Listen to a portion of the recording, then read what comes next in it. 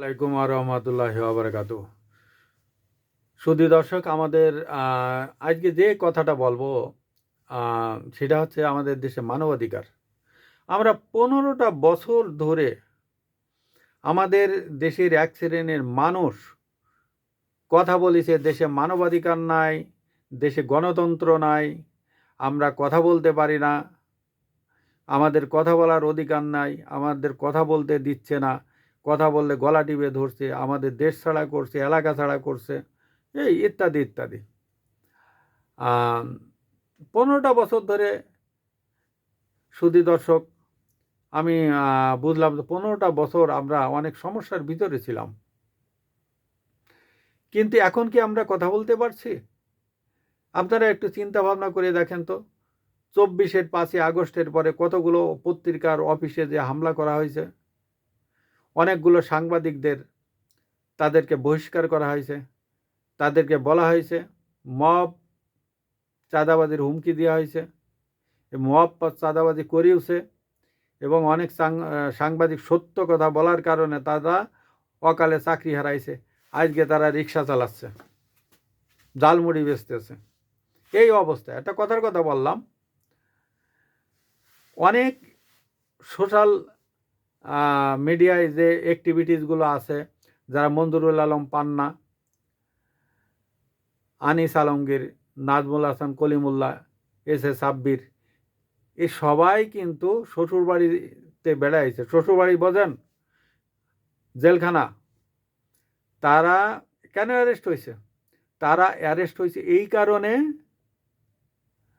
তারা সত্য কথা বলেছে, বর্তমান সময়ের সত্য ঘটনাগুলো তারা তুলে ধরেছে, বর্তমান সময়ের সত্য কাহিনীগুলো তারা তুলে ধরতেছে, এবং সমাজের অসঙ্গতিগুলো, সরকারের অসঙ্গতিগুলো, প্রশাসনের অসঙ্গতিগুলো তারা তুলে ধরছে। এই কারণে তাদেরকে অ্যারেস্ট করা হয়েছে। আজকে সাব্বির ছিল একটা বাচ্চা ছেলে, তাকেও কয়েক মাস রাখা হয়েছে, এরা 7-8 মাস তাকে বন্দি করে রাখা হয়েছে।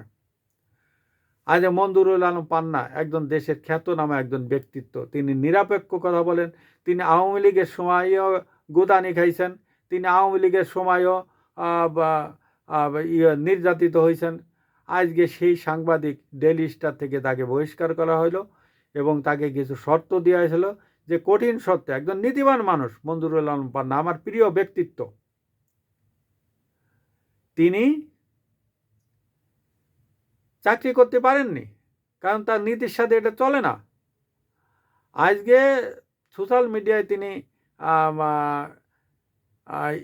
করেন, কাজ করেন, এখানে এসেও তার শান্তি নেই, তাকে হুমকি ধামকি, মারবো, কাটবো, গলাবো, এই মানে বিভিন্ন কথা। তারপরে সে তাকে কি করলো, প্রেস ক্লাবের একটা অনুষ্ঠান, যে অনুষ্ঠানটা ডাকিয়েছিল সম্ভবত এখানে একটা কি একটা সম্মেলন না কি যেন ছিল, আমাদের এই সর্বজন শ্রদ্ধেয় ব্যক্তি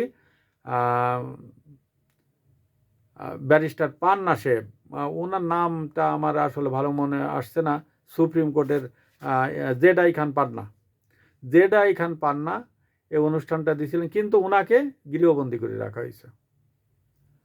ডক্টর কামাল সাহেব মনে আসেননি, এই জন্য বেঁচে গেছেন, ওনাকেও দাওয়াত করা হয়েছিল, এবং ওখানে যার ঢাকা ইউনিভার্সিটির এক ভদ্রলোক শিক্ষক, তাকে অ্যারেস্ট করা হয়েছিল, মঞ্জুরুল আলম পান্নাকে অ্যারেস্ট করা হয়েছিল, আর কাকে কাকে যেন করা হয়েছিল।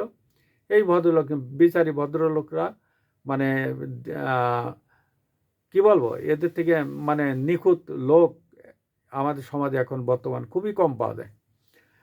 তারপরে এই যে সম্প্রতি আনিস আলমগীর, আমাদের গর্ব, যিনি ইরাক যুদ্ধের সময় ইরাকে ছিলেন, সে আনিস আলমগীর সাহেবকে অ্যারেস্ট করা হয়েছে। আজকে তিনি হাজতে আছেন, তিনি অনেক অসুস্থ, তারপরেও তাকে রাখিয়েছে। এখন তিনি জীবিত ফিরবেন না মৃত ফিরবেন আল্লাহ জানে। নাজমুল হাসান কলিমুল্লাহ অনেক আগের থেকে এই পুরনো বস্তা ফসা একটা কেস, একটা কাহিনী নিয়ে একটা কেস করেছে, সেই কেসে তাকে ফাঁসাইছে।